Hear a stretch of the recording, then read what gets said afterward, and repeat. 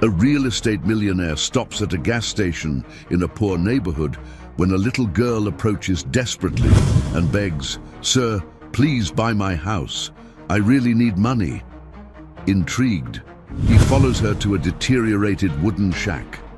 The girl takes a rusty key, lifts it with her two small hands, and with tears in her eyes, repeats the request, "Please, buy my house." When he questions the child about why she wants the money from the house, she invites him to come in. He hesitates, but ends up following her. What he finds inside makes him break down in tears, leaving him deeply shaken. The suffocating afternoon heat made the asphalt shimmer like a mirage, and Robert Mendoza adjusted the AC in his Mercedes for the third time in 5 minutes. At 45, he had built a real estate empire worth over $50 million. But at that moment, lost in a part of the county he'd never imagined setting foot in, he felt completely out of his element. The GPS had failed miles back, and the fuel tank was dangerously low. When he spotted the gas station, a single, weathered structure that contrasted starkly with the sleek establishments he frequented, Robert sighed with relief. He parked by the pump, watching with discomfort as children played barefoot on the dirt road, their voices echoing between the modest houses that dotted the horizon. Robert had always avoided places like this. Not out of prejudice, he justified to himself, but for practicality. His life was organized, predictable, controlled.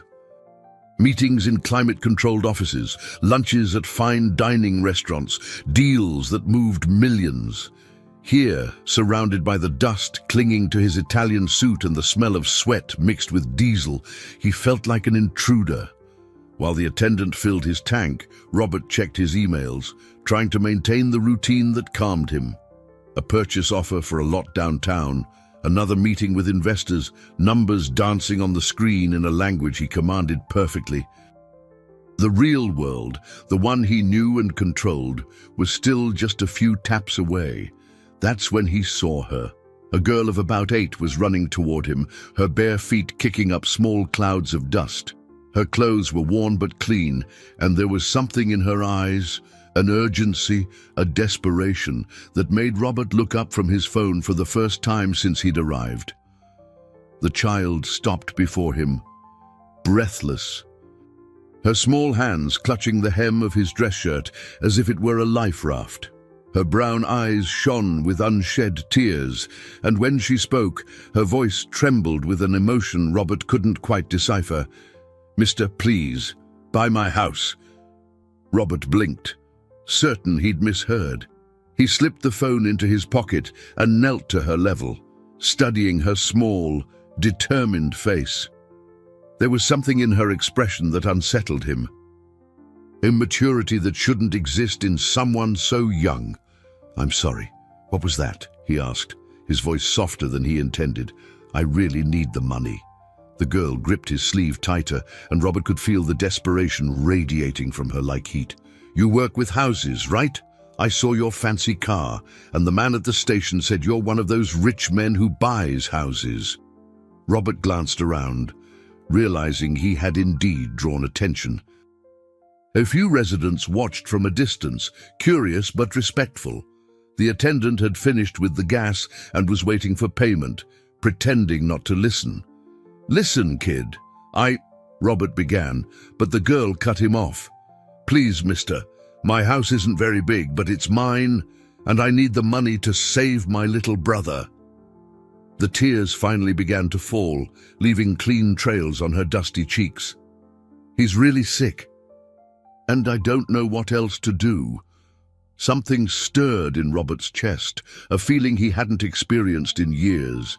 He tried to push it away, as he always did when emotions threatened his rationality, but the image of the desperate girl seemed to have cracked his carefully built defenses. "Where is this house?" he asked, surprising himself. The girl's eyes lit up with a hope that made Robert's heart pound uncomfortably. You'll really come see my house?" Robert nodded, not fully understanding why he was agreeing to follow a strange child to a place that surely wasn't on any map he knew. The girl, whose name he learned was Sophia, led Robert through increasingly narrow streets, where asphalt gave way to packed dirt and the few brick houses turned into precarious structures of scrap wood and tin. With every step, the mogul felt more distant from his familiar world, as if crossing an invisible border between two entirely different realities. "My little brother's name is Miguel," she said, glancing back as she walked with hurried steps. "He's 5, but he's really smart. Before he got sick, he could count to 100 and was already learning to read." Robert noted the pride in her voice, the way her eyes shone when she spoke of her brother. There was something touching in the way such a small child had taken on the role of protector, carrying burdens that should belong to adults. "And your parents?" Robert asked, trying to sound casual, though the question felt heavy on his tongue. Sophia stopped for a moment, her small fists clenching. "They went to heaven last year, a car accident on their way home from work." Her voice was flat, as if reciting a memorized lesson, but Robert caught the almost imperceptible tremor. "It's been just me taking care of Miguel since then." The silence that followed was heavy. Robert felt a tightness in his chest, an uncomfortable sensation that reminded him of emotions he had long since buried. He tried to push the thoughts away, focusing on the present, but blurred images of his own childhood insisted on appearing at the edge of his consciousness. They kept walking, and Robert observed the gradual transformation of the neighborhood. The houses grew smaller, simpler, some clearly built with repurposed materials. Children played in the street, their laughter echoing between the modest structures, creating an atmosphere of community he hadn't experienced in decades. "Mister, do you have kids?" Sophia asked suddenly, her childish curiosity breaking the silence. The question hit Robert like a punch to the gut. "No," he replied, his tone sharper than he'd intended. "Never had time for family." "Oh." Sophia processed the information with the gravity of an adult. "It must be lonely, being rich, all by yourself." The girl's innocent observation caught him off guard. Robert had built his entire life around financial success, convincing himself he needed nothing more. Relationships were complications. Emotional ties were vulnerabilities to be exploited. But hearing it from the mouth of an 8-year-old, stated with such simplicity, made something stir deep inside him. "That's our house." Sophia pointed to a structure that made Robert stop in his tracks. What she called a house was little more than a shack. Mismatched wooden planks formed the walls, some clearly taken from discarded crates or pallets. The corrugated tin roof was rusted through in several spots, and the entire structure seemed to defy the laws of physics by remaining upright. A small door, painted a faded blue, hung slightly crooked on its rusty hinges. Robert swallowed hard. In his business, he dealt with properties worth millions, luxury condos with ocean views, houses in gated communities with every imaginable amenity. This precarious structure wouldn't even qualify as a storage shed in his developments. "It's small, I know," Sophia said, misinterpreting his expression. "But it's ours. My dad built it with his own hands when I was a baby. He always said it doesn't matter how big the house is, but how much love fits inside." The girl's words echoed in Robert's mind, creating a painful contrast with his empty 12-bedroom mansion, where he had lived alone for years. All that opulence, and he couldn't remember the last time he'd truly felt at home. Sophia pulled a small, rusty key from her pocket, holding it with both hands as if it were a treasure. Her eyes filled with tears again as she turned to him, and Robert saw all the vulnerability she tried to hide behind her courage. "Please, mister," she whispered, her voice breaking, "buy my house. I promise it's worth something." Robert looked at the key in the girl's trembling hands, Then at the shack she called home and felt something fundamental shatter within him. He hesitated on the threshold, his Italian leather shoes contrasting starkly with the packed dirt floor. The inside of the shack was even more shocking than its exterior.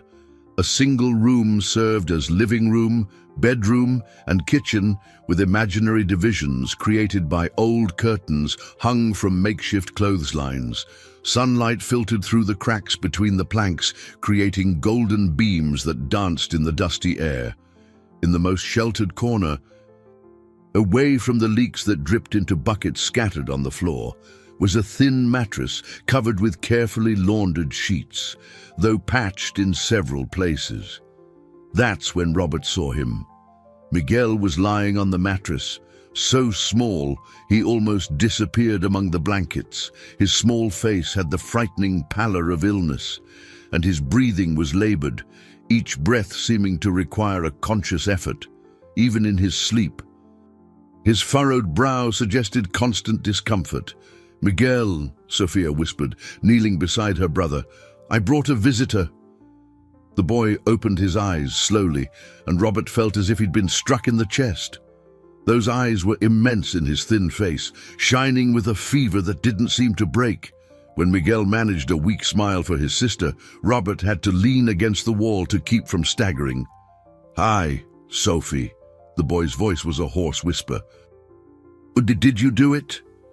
"I did, sweetie. This man here is going to help us." Sophia stroked her brother's hair with a tenderness that made Robert's heart ache. "He's going to buy our house, and you're going to get better." Miguel turned his eyes to Robert, studying him with the peculiar seriousness of sick children who mature too quickly. "Are you rich?" he asked, with innocent curiosity. Robert crouched down, getting to the level of the makeshift bed. "Why do you ask?" "Because Sophie said only very rich people can pay for me to get better." Miguel tried to sit up, but weakness prevented him. Sophia immediately helped, arranging the pillows behind his back. "I have a disease with a hard name. The doctor at the clinic said it's very expensive to cure." Robert swallowed hard. "What kind of disease?" Sophia opened a plastic bag next to the bed, pulling out crumpled papers and prescriptions. "They call it..." Wait. She unfolded a paper and read with difficulty, "Cystic fibrosis." The doctor explained that Miguel's lungs don't work right, and he needs special medicines and treatments that cost a lot of money. The words echoed in the shack like a ghost from the past. Robert felt the world spin. Memories he had locked away for decades, forcing their way through his carefully constructed defenses. Cystic fibrosis. The same diagnosis that had taken his younger brother, Edward, at the age of 7. "Mister, are you okay?" Sophia touched his arm, worried by his sudden pallor. Robert blinked, forcing himself back to the present. I'm fine." But he wasn't. The memories came in waves. Edward gasping for breath in a hospital bed, his desperate parents selling everything they owned, the powerlessness of a poor family facing a disease too expensive to cure. "The medicine we can get from the clinic doesn't work," Sophia continued, showing him empty vials. "And the ones that do cost more than $1,000 a month. I tried asking for money on the street, but in 6 months, I only got $40. Miguel coughed violently, a wet, rattling sound that reminded Robert of sleepless nights listening to Edward struggle to breathe. Sophia rushed to get a cloth and helped her brother clean his mouth, her movements precise, like someone who had become an expert in basic medical care. "That's why I need to sell our house," Sophia said, turning her attention back to Robert. "I know it's not very pretty, but it's ours, and if it can save Miguel, then it's worth any price." Robert looked around again, calculating mentally. The shack, in its current state, might be worth $500 in scrap materials. The land it stood on probably wasn't even legally documented. The children's entire estate wouldn't pay for a week of proper treatment. "Sophia," he said gently, "do you know how much your brother's treatment costs?" She shook her head, her large eyes fixed on him. The doctor said it was very expensive, but she didn't say how much. Why, mister, isn't our house worth enough? Robert closed his eyes for a moment, feeling the weight of a decision that would change everything. When he opened them again, he saw Miguel trying to sit up, his feverish eyes filled with a heartbreaking hope. Robert left the shack abruptly, muttering an excuse about needing to make a call. The stuffy afternoon air seemed insufficient to fill his lungs as he leaned against a scraggly tree, trying to control the avalanche of emotions that threatened to destroy decades of carefully constructed self-control. His hands trembled as he pulled his phone from his pocket, but instead of making a call, he just stared at the blank screen. In its reflective surface, he saw the face of a successful 45-year-old man, but behind his own eyes, he recognized the 12-year-old boy who had been forced to grow up too fast. Edward. The name he hadn't spoken in over 3 decades echoed in his mind like a muffled scream. His younger brother, with his golden curls and mischievous smile, who had left a void that Robert had filled with work, money, and an iron-clad determination to never again allow himself to love someone enough to suffer that way again. The house where they grew up wasn't much better than Sophia and Miguel's shack. 3 tiny rooms in a rundown neighborhood on the south side, where his mother cleaned houses and his father worked construction. When Edward was diagnosed, the entire family mobilized in a desperate fight against time and a lack of resources. Robert remembered the nights he lay awake listening to Edward cough, the desperation of watching his parents sell everything they had, the old radio, their wedding rings, even the few pieces of furniture. He remembered begging on the streets after school, lying about his age to get jobs a 12-year-old shouldn't be doing, all in the impossible hope of scraping together enough money to save his brother. "Mister," Sophia's soft voice brought him back to the present. She had come out of the shack and was watching him with concern. "You're crying." Robert quickly wiped his face, trying to hide the tears he hadn't realized were falling. "I'm fine. It's just the bright sun." Sophia came closer and, without asking, took his large hand in her small, calloused ones. "You lost someone too, didn't you?" The simple question, asked with the precocious wisdom of one who knows pain, completely shattered Robert's defenses. He knelt on the dirt, bringing himself to the girl's level, and for the first time in decades, he allowed someone to see his vulnerability. "My brother," he whispered, his voice hoarse. "He had the same sickness as Miguel. I was just a little older than you when we couldn't save him." Sophia hugged him, her thin arms wrapping around his neck with surprising strength. "That's why you came with me," she murmured against his shoulder. "Because you understand." Robert closed his eyes, allowing himself to feel the child's embrace, a genuine human connection he had avoided for so long. For a moment, he wasn't the successful businessman, the man everyone feared in negotiations. He was just Robert, the boy who had lost his brother and sworn never to love again. "Sophia," he said when they finally separated, "Miguel's treatment, it's very expensive, more than your house, more than anything you have." The girl's eyes filled with tears, but she kept her chin up. "So there's no hope. Is the same thing going to happen to him that happened to your brother?" The question cut like a blade. Robert looked at the shack, imagining Miguel inside, struggling to breathe, and felt something crystallize in his chest. A determination unlike anything he had felt in business, more powerful than ambition, more urgent than profit. "No," he said firmly, surprising himself with the conviction in his voice. "No, Sophia, this time will be different." "How?" she asked, clinging to the hope like a child to a beloved toy. Robert stood up, brushing the dust from the knees of his expensive pants. For the first time since arriving in this place, he felt in control, but it was a different kind of control. It wasn't about dominating or manipulating, it was about using his power for something that truly mattered. Because this time, he said, looking directly into Sophia's eyes, this time I have the resources to actually fight. The next morning, Robert returned to the neighborhood with a determination he hadn't felt in years.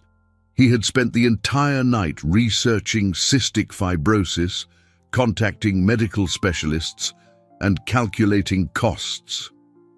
What he discovered was both hopeful and daunting.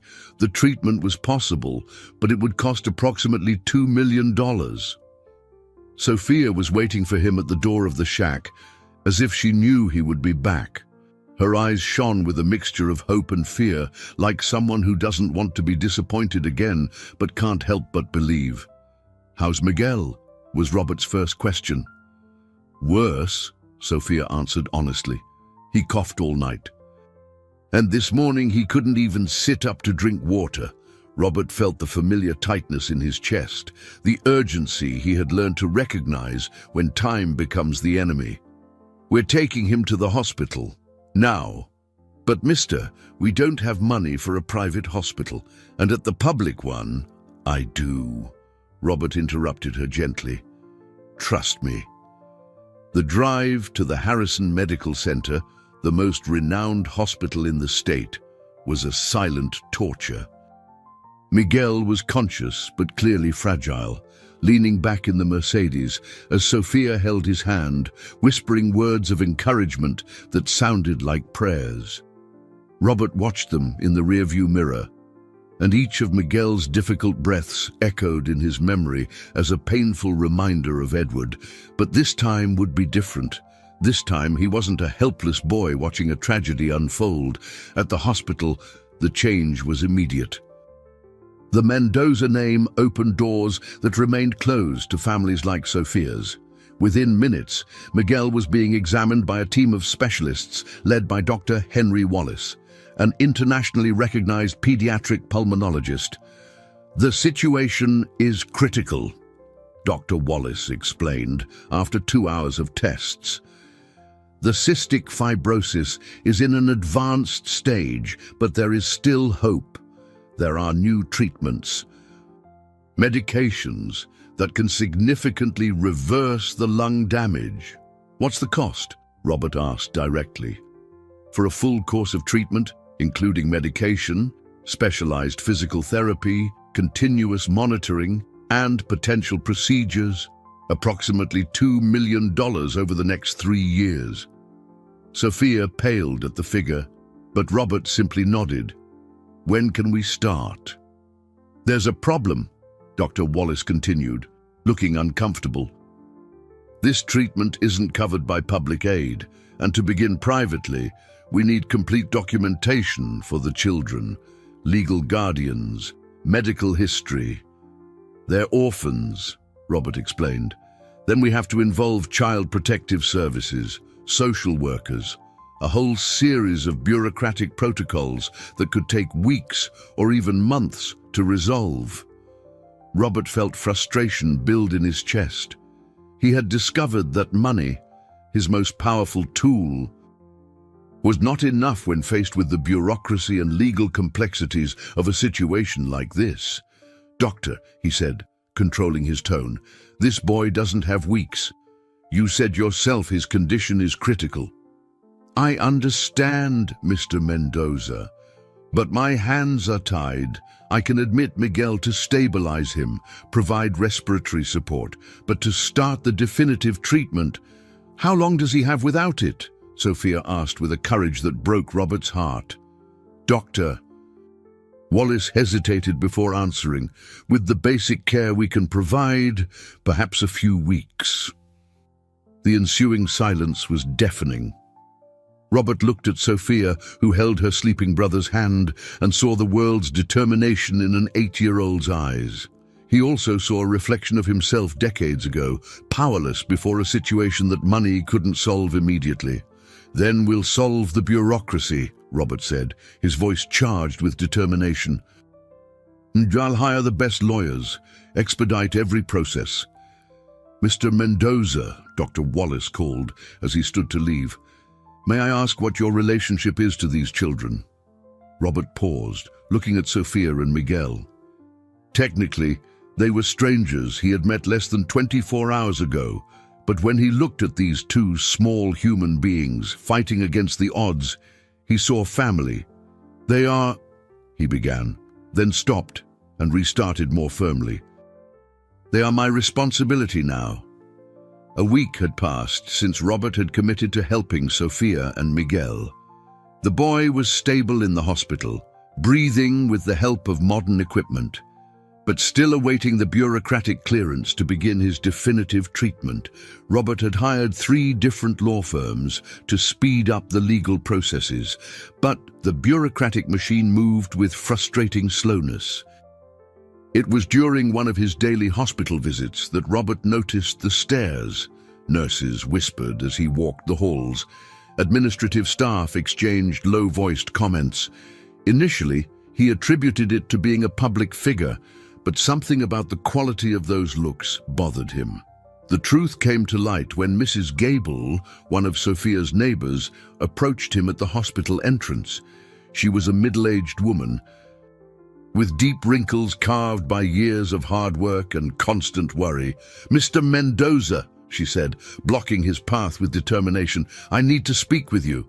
Robert stopped, recognizing the seriousness in her voice.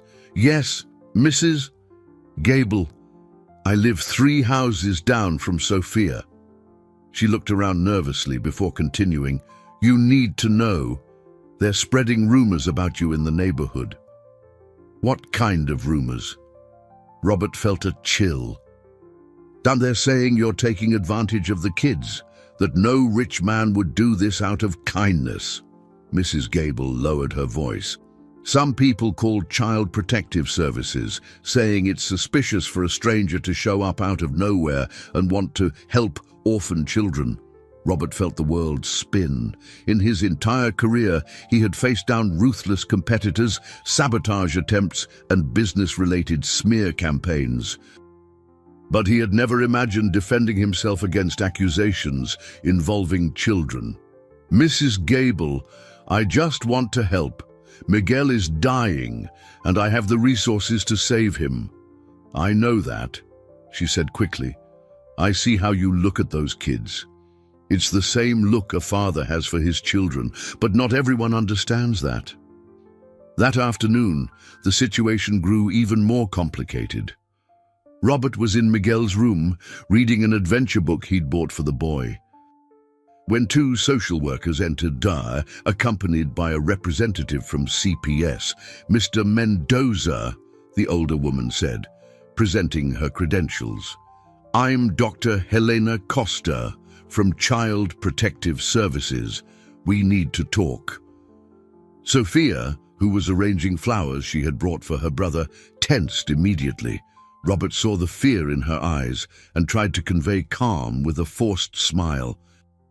We've received several anonymous reports concerning your relationship with these children, Dr. Costa continued. It's protocol to investigate any situation that could place minors at risk. What kind of reports? Robert asked, keeping his voice calm despite the anger rising within him. Allegations that you might be taking advantage of the vulnerability of orphan children for questionable purposes. Sophia shot up, her eyes blazing with indignation. That's a lie. Mr. Robert is the only person who cared about us. He's saving my brother's life. Sophia, please, Robert said gently, but she didn't stop. You weren't here when Miguel was dying in the shack. You didn't care when I begged for help at the clinic. But now that someone is finally helping us, you come here with these horrible lies. The girl's tears of outrage moved even the social workers, who exchanged uncomfortable glances. Miguel, despite his weakness, tried to sit up in bed. Mr. Robert is good, he said, his voice faint but determined. He brought me books and promised I'd get better. Dr. Costa sighed, clearly torn between protocol and the evidence before her. Mr. Mendoza, I understand your intentions may be noble, but we must follow procedure. The children will need to be interviewed separately, and their legal situation must be regularized before we can allow you to continue as their temporary guardian. How long will that take? Robert asked, feeling the urgency press on his chest. A few weeks, perhaps months. Months, Sophia cried out. Miguel doesn't have months. The silence that followed was charged with tension. Robert looked at Miguel, pale in the hospital bed, then at Sophia, who was trembling with fear and anger. He realized he was fighting a battle money couldn't win, bureaucracy fueled by suspicion and prejudice. For a terrifying moment, he imagined Miguel wasting away while paperwork dragged on, and he felt the same despair he had experienced at 12 years old. Robert was in his office trying to coordinate a legal strategy to accelerate the processes when his executive assistant, Maria, entered with a worried expression. She was carrying a folder and hesitated to approach, as if bearing bad news. Mr. Mendoza, this came in the mail today, she said, holding out an envelope with no return address. And Dr. Wallace is online too. He said it's urgent. Robert tore open the envelope while picking up the phone, but what he found inside made him completely forget the call. They were photographs of him with Sophia and Miguel, taken from various angles over the past week, entering the hospital, talking with the children, hugging Sophia when she cried. Tucked in with the photos was a typed note. Wealthy man preying on vulnerable children. What kind of interest do you really have in them? Dr. Wallace. Robert answered the phone, his voice tense. Robert, I need to tell you something important. I just found out someone has been asking questions about you here at the hospital. A well-dressed man claimed to be an investigative journalist. He wanted details about your relationship with the children, how much money you're spending, if there was anything suspicious about your behavior. Robert's blood ran cold. What kind of questions? Specifically, targeted questions, as if he already knew the answers and just wanted confirmation. He asked about your daily visits, about you sleeping at the hospital some nights when Miguel was in crisis. He implied there was something unnatural about a single man getting so involved with orphan children. Did you say anything? Of course not. But Robert, this is organized. This isn't random neighborhood gossip. Someone is systematically investigating you. Robert hung up, his mind racing. The photographs, the journalist, the rumors. It was all connected. Someone wanted to destroy his reputation, and they had chosen the most devastating way possible, attacking him through his attempt to help vulnerable children. His first suspicion fell on business rivals. He had a few enemies in real estate who wouldn't hesitate to use dirty tactics. But then Maria entered again, her face now pale. Mr. Mendoza, Mr. Arthur Vance is here. He says he needs to speak with you urgently. Arthur Vance had been his partner for over a decade, the man he trusted most in business. Robert had known him since he was still building his empire, and Arthur had been instrumental in several of the company's major expansions. Robert! Arthur walked into the office with a smile that didn't reach his eyes. We need to talk about this situation with the children. What situation? Robert asked, but something in Arthur's tone put him on high alert. Come on, Robert, you can't be naive. A man in your position, getting involved with orphans like this, it's causing talk that could affect our business. Robert studied his partner's face, searching for a sign of their years of friendship, but found only cold calculation. What kind of talk? Investors are concerned. Some key clients are questioning whether they want to be associated with our name. There are rumors you might be under investigation. And you believe these rumors? Robert asked directly. Arthur hesitated for a fraction of a second, but it was long enough for Robert to see the truth. It's not about what I believe, Robert. It's about business. Perception is reality in our world. In that moment, Robert understood. The pieces clicked into place with painful clarity. Arthur had always coveted total control of the company. He had watched Robert pull back from business to focus on the children and saw an opportunity. The investigative journalist, the photographs, even some of the neighborhood rumors, all orchestrated by someone with resources and motive. "It was you," Robert said, more a statement than a question. "Me." Arthur feigned surprise, but his eyes glinted with poorly concealed satisfaction. "Robert, you're being paranoid." "I'm just suggesting you step away from this situation before it does irreparable damage to the company. You're trying to destroy me using sick children. I'm protecting our investments from your recent eccentricities." Arthur stood up, abandoning the pretense of friendship entirely. "You've changed, Robert. You're emotional, irrational. That's not good for business." "Get out of my office," Robert said in a dangerously quiet voice. "Our office," Arthur corrected. "Or have you forgotten we're partners? And as your partner, I'm considering calling a board meeting to discuss your fitness to continue as CEO." After Arthur left, Robert was alone with the devastating realization that he wasn't just fighting bureaucracy and prejudice. He was facing a calculated betrayal by someone he had considered family, someone willing to use the lives of two innocent children as pawns in a power game.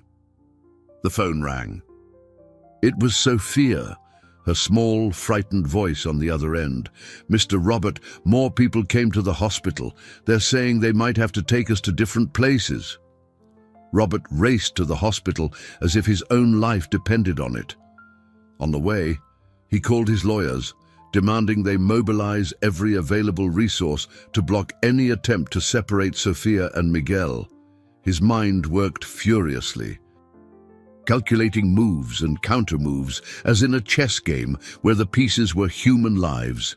When he reached Miguel's room, he found a scene that stopped him at the door. Sophia was sitting on the edge of her brother's bed, holding his small hand, quietly humming a song Robert recognized from his own childhood. It was a lullaby his own mother used to sing to Edward on difficult nights. "Mr. Robert!"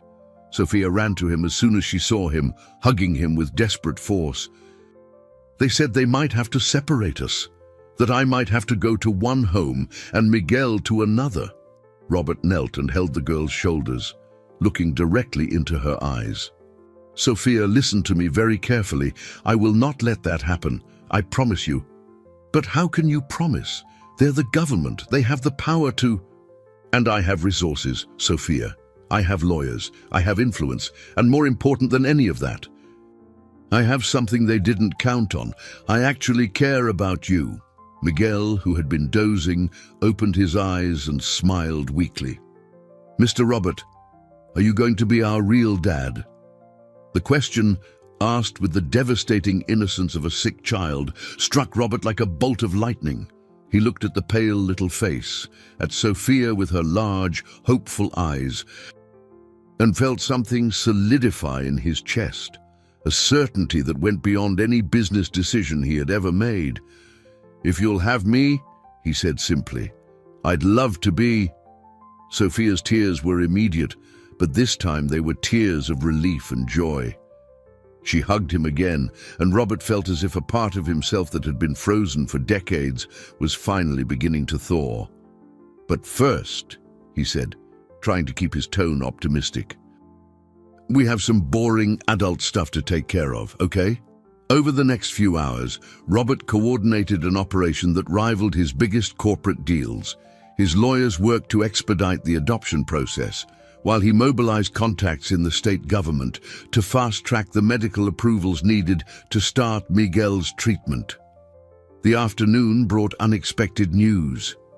Dr. Wallace had found a legal loophole. A new experimental protocol allowed for treatment to begin in cases of medical emergency, with retroactive approval from regulatory bodies. "We can start tomorrow," the doctor said, "but there are risks. If the state agencies don't approve it retroactively, you could face serious legal complications." "What are the chances of the treatment succeeding?" Robert asked. "If we start immediately, 80%. If we wait another 2 weeks, maybe 50. Robert didn't hesitate. "Start tomorrow." Meanwhile, Sophia was showing a maturity that continued to astound him. During a conversation with the hospital's psychologist, she defended Robert with an eloquence that touched everyone present. "You want to know if he's a good person," Sophia said. "He cries when he thinks no one is looking. He cries because he remembers the brother he lost. He's not here because he wants something from us. He's here because we remind him of who he was before he got rich and forgot what it's like to need help." The psychologist, Dr. Amanda Rice, was visibly moved. Later, she called Robert aside.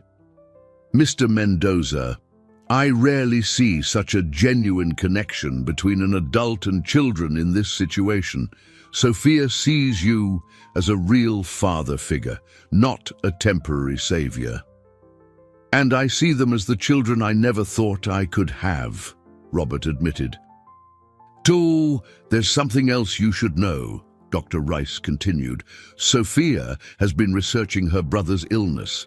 She knows exactly what's at stake. She knows the risks, the costs, the odds. That little girl made a conscious decision to entrust her life and her brother's to you." When night fell, Robert found himself doing something he hadn't done in decades: praying. Not in a church or following specific rituals, but simply talking to whatever higher power might be listening, asking for the strength to protect these 2 children who, in less than 2 weeks, had become the center of his universe. "Mr. Robert," Sophia's soft voice interrupted him. She was standing at the door, holding a drawing. "What's that, Princess?" "It's our family," she said, showing him a drawing of 3 figures holding hands. "You, me, and Miguel. When he gets better, we're going to be a real family, right?" Robert looked at the drawing, then at the girl who had drawn it, and felt a peace he hadn't experienced since childhood. The first day of Miguel's treatment was like watching a miracle in slow motion. Robert arrived at the hospital before dawn to find Sophia already awake, carefully arranging her brother's few belongings. She had brought a worn teddy bear, the only toy left from their previous life. "It's been his since he was a baby," she explained, noticing Robert's gaze. "Mom said that as long as he had Toby, he'd never be alone." Dr. Wallace arrived with a team of 6 specialists, transforming Miguel's room into a mini ICU. The new drugs arrived in special thermal containers, each vial worth more than many families' annual salary. "Miguel," Dr. Wallace knelt by the bed, "we're going to start a special treatment today. You might feel a little sick at first, but that's a sign the medicine is working." Miguel nodded seriously, holding Sophia's hand. "Will it hurt?" "A little," the doctor said honestly, "but Sophia and Mr. Robert will be right here with you the whole time." The first few hours were tense. Miguel was sick twice, and his temperature fluctuated dangerously. Sophia never left his side, holding his hand and whispering stories she made up on the spot. Robert was amazed by the girl's strength, turning her own fear into courage to comfort Miguel. "Once upon a time, there was a very brave prince who lived in a magic castle," Sophia narrated, "and he had a sister who knew how to make potions that could cure any sickness." Around noon, something shifted. Miguel managed to keep the medication down, and his breathing, which for weeks had been so labored, began to even out. "Doctor." Wallace checked the monitors with growing optimism. "His vitals are stabilizing," he murmured to Robert. "It's too early to celebrate, but it's promising."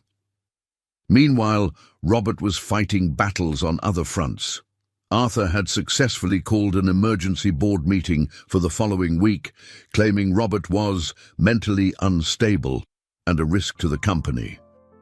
The tabloids had begun publishing insinuations about a suspicious millionaire and orphan children, but Robert discovered he wasn't fighting alone. Maria, his assistant, had started documenting all of Arthur's suspicious activities. Dr. Rice, the hospital psychologist, offered to testify about the genuine bond between Robert and the children. Even Mrs. Gable, Sophia's neighbor, had organized a petition in the neighborhood defending Robert. "What, you've changed our community," she said when she came to visit Miguel.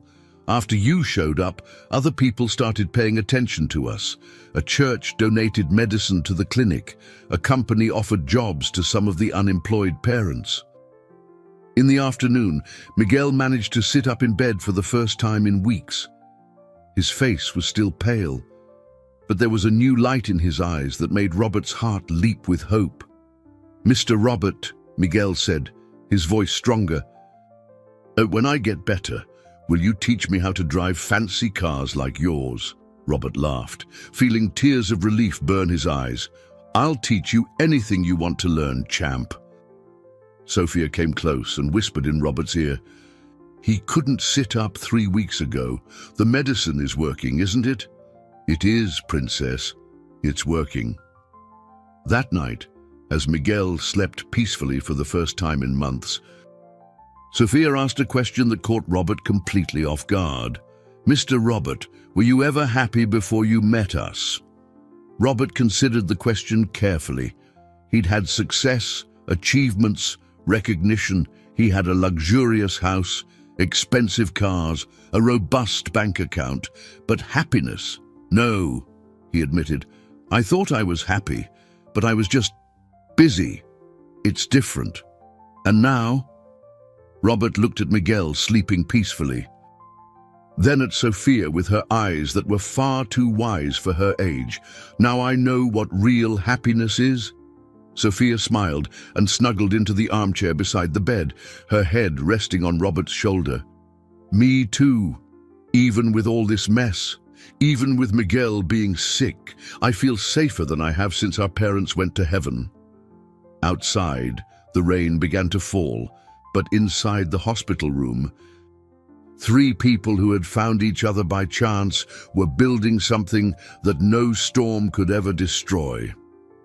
3 weeks had passed since the treatment began, and Miguel was showing remarkable improvement. He could sit up for longer periods, his cough had significantly diminished, and for the first time in months, his temperature remained stable. But it was during a routine visit that Robert discovered something that left him utterly baffled. Sophia was organizing an old shoebox when Robert arrived at the room. Curiously, she hid it as soon as she saw him enter, a behavior completely out of character for a girl who had always been transparent with him. "What do you have there, princess?" he asked curiously. Sophia hesitated, exchanging a look with Miguel, who was awake and more alert than ever. There seemed to be a silent communication between the siblings, as if they shared a secret. It's just some of my stuff," she mumbled unconvincingly. Robert sat on the edge of the bed, adopting the gentle tone he had learned to use with them. "Sophia, you know you can trust me, right? If something is bothering you..." Miguel intervened, his voice still weak but determined. "Show him, Sophie, he needs to know." Reluctantly, Sophia opened the box. Inside were dozens of crumpled papers, printouts from a library computer, handwritten notes in a careful script, and even photos taken with an old cell phone. Robert picked up a few of the papers and began to read. They were medical research on cystic fibrosis, printed from specialized websites, tables of symptoms, disease progression, treatment types, but what struck him most were the detailed notes in Sophia's neat handwriting. Date, March 15th. Miguel coughed up blood twice. Respiration, 28 per minute at rest. Temp, 100.1 degrees F. Date, March 22. Was able to play for 10 minutes before getting tired. ate half his oatmeal. Date, April 3rd. First night he slept 4 hours straight without waking up coughing. There were pages and pages of clinical observations that rivaled those of professional nurses. Sophia had meticulously documented every aspect of her brother's illness, using medical terms she had learned by researching online. "Sophia," Robert said, his voice thick with admiration and disbelief, "how long have you been doing this?" "Since Miguel first got sick over a year ago," she answered, embarrassed. "I knew the doctors at the clinic didn't have time to really pay attention. So I started writing everything down so I could explain it right when I needed to." Robert continued flipping through the papers and found something even more impressive. Crude, hand-drawn graphs showing the progression of symptoms over time. Dosage calculations based on Miguel's weight, even a list of technical questions to ask the doctors. "How did you learn all this?" "The public library," Sophia said simply. "I'd use my $5 a week to research Miguel's disease. The librarian would let me stay longer when he saw I was studying something serious." Miguel smiled proudly at his sister. "Sophie's really smart. She's the one who figured out the medicine they gave me at the clinic was for regular bronchitis, not cystic fibrosis." Robert was silent for a long moment, processing the magnitude of what he was seeing. Here was an 8-year-old girl who had become, out of necessity and love, an informal expert on the disease threatening her brother, without resources, without a formal medical education, with only limited internet access and a fierce determination. "Sophia," he finally said, "have you shown these notes to Dr. Wallace?" She shook her head. "He wouldn't take it seriously. I'm just a kid." "You're wrong," Robert said firmly. "These notes are exceptional. They're more detailed than many hospital charts I've seen." At that moment, as if summoned by the conversation, Dr. Wallace entered the room for Miguel's daily checkup. Robert immediately called him over to see Sophia's notes. The doctor's reaction was immediate. His eyes widened as he flipped through the pages, his expression shifting from surprise to deep admiration. "This is extraordinary," he murmured. "Sophia, these observations are incredibly precise. You've documented patterns that take us weeks to identify in a hospital setting." Sophia blushed, unaccustomed to praise from medical authorities. "In fact," Dr. Wallace continued, "some of your observations help us better understand how Miguel is responding to the treatment. You've noted variations our equipment didn't pick up because you observe him 24/7. Robert felt a wave of paternal pride. Sophia wasn't just brave and determined, she was genuinely brilliant. Her intelligence, honed by necessity and fraternal love, had created a medical record that impressed seasoned professionals. "Princess," he said, hugging Sophia, "you're incredible. You're not just a brave girl, you're a genius." But then Sophia asked a question that completely changed the atmosphere in the room. "Mr. Robert, if I knew so much about Miguel's sickness, why do you think I asked you to buy our house?" Sophia's question hung in the air like an impending revelation. Robert looked at the girl, seeing something new in her eyes, a depth that went beyond the intelligence he had just discovered. It was as if she had been holding a secret for all these weeks, waiting for the right moment to reveal it. "Sophia," Robert said gently, "what do you mean?" She exchanged a look with Miguel, who nodded encouragingly. Dr. Wallace, sensing the gravity of the moment, stood quietly, waiting. "Mr. Robert, I researched treatments for cystic fibrosis long before I met you. I knew it cost millions of dollars. I knew our house wasn't even worth 1,000. Sophia paused, swallowing hard. "I knew you'd figure that out in the first minute." Robert felt as if the floor had shifted beneath his feet. "Then why?" "Because I didn't want your pity," Sophia said quickly, "and I didn't want you to think I was just a kid begging for a handout." Miguel tried to sit up straighter, wanting to be part of the conversation. "Tell him everything, Sophie." Sophia took a deep breath, as if preparing for a major confession. "I saw you at the gas station, and I recognized you from the magazines at the library. Robert Mendoza, the real estate king. But when you got out of the car, I saw something else." "What did you see?" "Sadness," Sophia said simply. "You were sad in the same way I get sad when I look at Miguel when he's sick. Like someone who knows what pain is." Robert felt a lump in his throat. The girl's perception was terrifyingly accurate. "So I got an idea," Sophia continued. "If I just asked for money, you would have given me some and driven away. But if I asked you to buy something, you'd have to come see it. And if you came to see Miguel, you'd see if I was the kind of person who would actually care," Robert finished, beginning to understand. "Exactly." Sophia smiled for the first time during the conversation. "I bet that if you had a good heart, you'd want to help for real once you saw what was happening.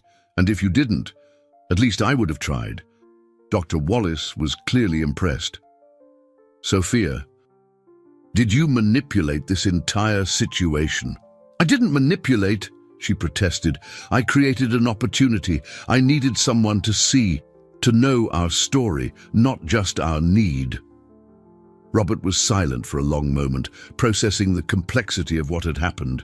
An 8-year-old girl had engineered an encounter that would change all their lives, using an emotional intelligence that many adults never develop.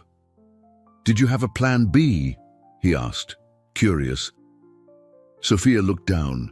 "If you had left after seeing the house, I was going to keep researching. I had a list of other rich people in the city. I was going to try the same thing with each one until I found someone who cared." "But, Sophie," Miguel interjected, his voice still weak, "you said you were sure he was going to stay." "And I was." Sophia looked directly at Robert. "Because when you saw me running at the gas station, you stopped what you were doing. Most rich people don't even look at kids like us. But you stopped. You knelt down to my level and you asked real questions." Robert remembered that moment. There was something in Sophia that had immediately touched him, something that had breached his usual defenses. "And there was something else," Sophia added. "When you first saw Miguel and you thought no one was looking, you turned your face away and cried. That's when I knew you would help us." Because only someone who had already lost someone they loved would cry like that. The observation hit Robert like a lightning bolt. Sophia had noticed his moment of greatest vulnerability and had read its meaning perfectly. "Sophia," he said, his voice thick with emotion, "you are the smartest person I have ever met. And I'm not just talking about book smarts. You understand people. You understand feelings. You understand how the world works in a way most adults don't. I had to learn fast," she said, with a maturity that broke his heart. "When you lose your parents and have a sick brother, you don't get to be just a kid." At that moment, Robert's phone rang. It was Maria, his assistant, and her voice was strained. "Mr. Mendoza, something serious has happened. Mr. Vance got some reporters into the hospital. They're coming up to the room now, saying they're going to do a story on your suspicious activities with the children." Robert looked at Sophia and Miguel, seeing the instant fear in their eyes. Sophia had engineered a perfect meeting, created an unlikely family, but now they all faced the possibility that Arthur's lies would destroy everything they had built. "They're coming here?" Sophia asked, overhearing the conversation. "Don't worry," Robert said. But his voice carried a determination they had never heard before. "It's time to tell our real story." The reporters burst into the room like a storm, cameras and microphones invading the space that had become a sanctuary of hope. Robert instinctively moved to stand between them and the children, but Sophia did something no one expected. She rose from her chair and walked forward, placing herself at Robert's side. You came to ask questions about Mr. Robert, she asked with a calmness that stunned everyone. At 8 years old, she was facing the media with more composure than many adults. The lead reporter, a middle-aged man with a predatory expression, hadn't expected to be confronted by a child. We're investigating allegations about the nature of Mr. Mendoza's relationship with you. What kind of allegations? Sophia asked directly, showing no intimidation. Robert tried to intervene. Sophia, you don't have to... Yes, I do, she interrupted him gently, because I know why you're here. Someone lied to you about our family. The word family echoed in the room, and Robert felt his heart race. Sophia had chosen her words carefully. The reporter pressed on. Child, do you understand that there can be situations where adults take advantage of vulnerable children? Miguel, who had been watching silently, managed to sit up completely in bed. Mr. Robert didn't take advantage of us. He saved our lives. How did he save you? Sophia picked up the shoebox of medical notes she had shown Robert earlier. You want the truth? I'll tell you the whole truth. What followed was an account that left everyone in the room completely silent. Sophia told them about her parents' death, about the months spent caring for Miguel alone, about the desperate search for treatments they couldn't afford. She spoke of the day at the gas station with a clarity and honesty that was impossible to question. I chose Mr. Robert, she said, looking directly into the camera. Not the other way around. I studied, I researched, I made a plan to find someone who could truly help us. And when I found him, I discovered I wasn't just getting someone to pay for Miguel's treatment. I was getting a dad. The reporter tried to maintain his investigative tone. But can a child your age really understand? Can I understand what? Sophia cut him off. And for the first time, her voice carried an edge of irritation. Can I understand that my brother was dying? Can I understand that I was alone in the world? Can I understand that I found someone who truly loves us? Miguel joined his sister. You want to know how we know he loves us? How? The reporter asked, clearly losing control of the narrative. Because he cries when he thinks we're not watching, Miguel said simply. He cries with happiness when I feel better, and with fear when I get worse. Only someone who really loves you does that. Dr. Wallace, who had remained silent until then, decided to step in. As the physician in charge of this case, I can state categorically that Mr. Mendoza's intentions are absolutely genuine. He has not only funded an incredibly expensive treatment, but has become emotionally invested in these children's well-being in a way I rarely see.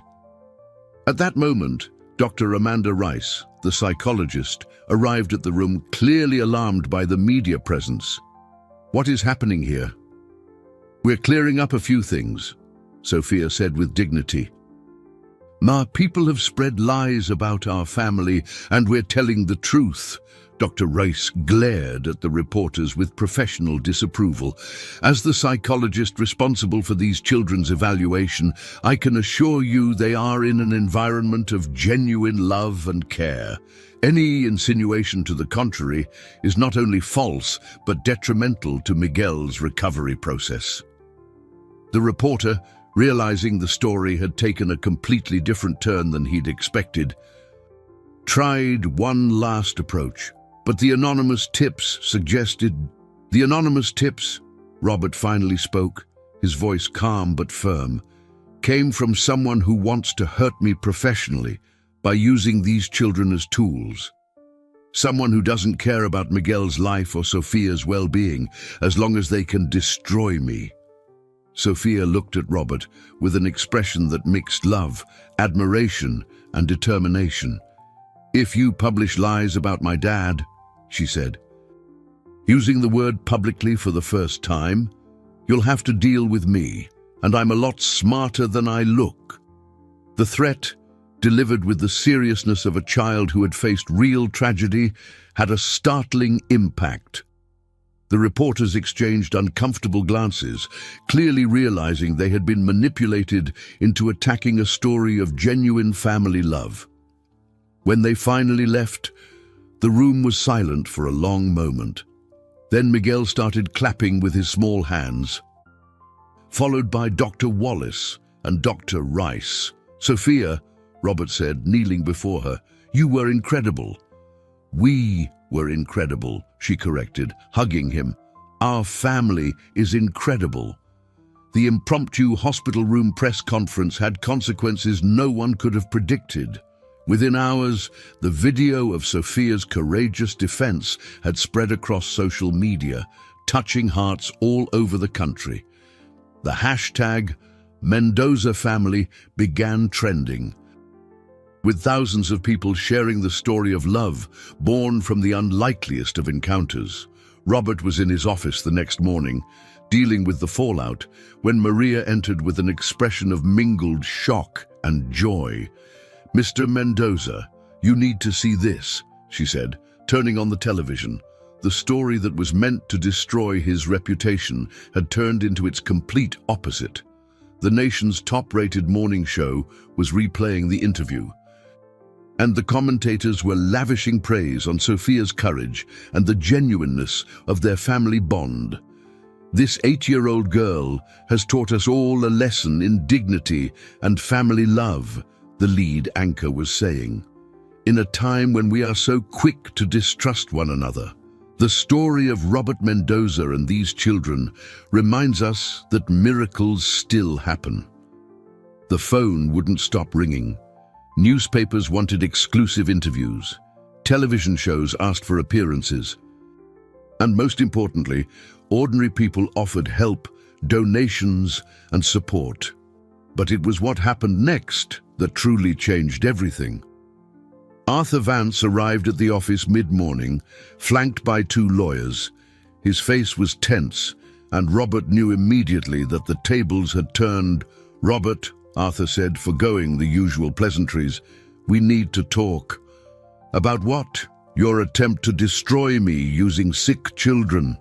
Arthur flinched. "Oh, I underestimated the situation. I didn't expect this to blow up like it did." "This?" Robert stood, his voice thick with contained outrage. "You're talking about my family." "Robert, be reasonable. You have to admit your obsession with these children is affecting our business." "My obsession?" Robert laughed, a humorless sound. "Arthur, for the first time in my life, I found something more important than money. If that bothers you, that's your problem." Just then, Maria entered again, this time with a thick folder. "Mr. Mendoza, the documents you requested have arrived." Robert smiled, taking the folder. "Arthur, there's something you don't know. For the past 2 weeks, while you were plotting against me, I was investigating you." Arthur's face went pale. "I found some interesting things," Robert continued, flipping through the documents. "Like the fact that you've embezzled nearly $3 million from the company over the last 2 years, how you forged contracts and overbilled for construction materials, how you—" "Robert, wait," Arthur interrupted, panic clear in his voice. "No, Arthur, you didn't wait. You saw an opportunity to attack me when I was vulnerable, and you didn't hesitate to use 2 innocent children as your weapon." Robert stepped closer, his voice low and dangerous. But you made one fatal mistake. You underestimated the power of love." At that moment, the phone rang. It was Dr. Wallace, with news that made Robert's heart soar with joy. "Robert, Miguel has responded so well to the treatment that we can discharge him next week. It's a medical miracle. He's completely stabilized." Robert closed his eyes, feeling tears of gratitude burn his eyelids. "Doctor, does that mean—" "It means he's going to have a normal life, Robert. A completely normal life." When he hung up, Robert looked at Arthur with a mixture of pity and resolve. "You tried to destroy the most precious thing in my life. Now you're going to face the consequences." 3 hours later, Arthur Vance was being escorted out by the police. Charged with corporate fraud and defamation, his financial schemes had been exposed, and he would face years of legal battles. Robert arrived at the hospital late that afternoon to find a scene that warmed his heart. Miguel was sitting up in bed, coloring a picture, while Sophia read a book aloud. They both had a look of health and happiness that contrasted starkly with the first day he'd met them. "Dad!" Sophia shouted when she saw him, running to give him a hug. The word sounded natural, as if it had always been that way. "How are my kids?" Robert asked, embracing them both. "Miguel walked to the bathroom all by himself today," Sophia announced proudly, "and I finished my first chapter book." Miguel smiled shyly. "Dad, when we get out of here, are we really going to live in your big house?" "Our house," Robert corrected. "And yes, we're going to live in our house. But first, we're going to make a few changes to it." "What kind of changes?" Sophia asked, curious. Robert smiled. Picturing the children's bedrooms he would have decorated, the playground he would build in the yard, the library he would assemble to feed Sophia's brilliant mind. The changes needed to turn an empty house into the happiest home in the world. 6 weeks had passed since that sweltering afternoon at the gas station that changed 3 lives forever. Robert parked his Mercedes in the same spot where it all began, but this time he wasn't alone.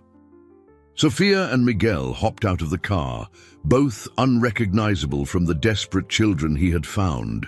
Miguel ran around the station's lot with boundless energy, his lungs working perfectly, with no sign of the disease that had nearly taken him. Sophia, wearing a new school uniform, carried a backpack full of books, her eyes shining with the intellectual curiosity Robert now nurtured daily. "Why are we back here, Dad?" Sophia asked, using the word that had become as natural as breathing. "To show you something special," Robert replied, pointing to where the old shack used to be. In its place, a modern, colorful building stood, the Edward Mendoza Community Health Center. Named in honor of the brother Robert had lost decades ago, the sign at the entrance read, "Dedicated to every child who deserves a second chance." "You built this?" Miguel asked, his eyes wide with awe. "We built this," Robert corrected.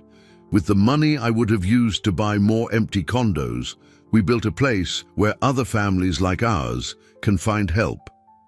Inside the center, a specialized medical team offered free treatment for rare childhood diseases. There was a medical research lab, a community library, and even computers where curious kids like Sophia could study and dream. Sophia ran to the library, marveling at the shelves full of books. "Dad, will all these kids be able to learn like I did?" "And so much more," Robert promised. "We'll create scholarships, mentorship programs, whatever it takes to make sure intelligence is never wasted for lack of opportunity." Mrs. Gable greeted them at the entrance, now working as the center's community coordinator. Her face beamed with pride at how the neighborhood had been transformed. "Mr. Mendoza, or should I say, Dr. Mendoza," she joked. 3 more families came looking for help today. The center has already served over 50 children in 1 month. Robert smiled. The local university had offered him an honorary doctorate in recognition of his social work. But the title he was proudest of was simply Dad. "How's the online fundraising campaign?" he asked. "Incredible. People from all over the world are donating. Your story has inspired a global network of similar centers. We already have projects approved for 5 more cities." Sophia came over, holding a picture she had drawn at school. It was a picture of their complete family. Robert, her, Miguel, and now also Dr. Wallace, Dr. Race, Mrs. Gable, and all the people who had become part of the extended family that grew every day. "Dad," she said, "remember when you asked me if I had a plan B in case you left that first day?" "I remember. I lied. she confessed with a mischievous smile. "I didn't have a plan B. I knew you were going to stay." "How could you have known?" Sophia hugged him tightly. "Because God wasn't going to let Miguel die after he survived so long. And God wasn't going to let you stay sad forever after you lost your brother. Sometimes He just puts the right people together at the right time to heal everyone's hearts." Robert felt tears of gratitude stream down his face. The 8-year-old girl had become his life's greatest teacher, showing him that true wealth was found in the bonds you create, the lives you touch, and the love you share. Miguel joined the hug. "Dad, when I grow up, I want to build centers like this all over the world, and I want to discover cures for all the diseases that make kids suffer," Sophia added. Robert looked at his children, because that's what they were, in every way that mattered, and saw the future shining in their eyes. A future where Sophia's intelligence would change the world, where Miguel's compassion would touch thousands of lives, where the love they had built together would multiply infinitely. "And you know something," he said, holding them with all his might. "You already have." As the sun set that evening, 3 people walked home together.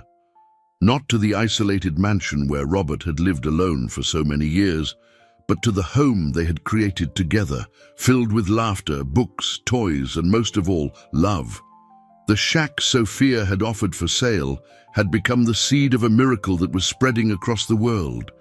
Sometimes, the most unlikely offers lead to the most precious treasures. Sometimes, a house is worthless on the real estate market, but is worth everything in the market of the heart. And sometimes, when 2 brave children find a man who had forgotten how to love, families are born that change not only their own lives, but the entire world.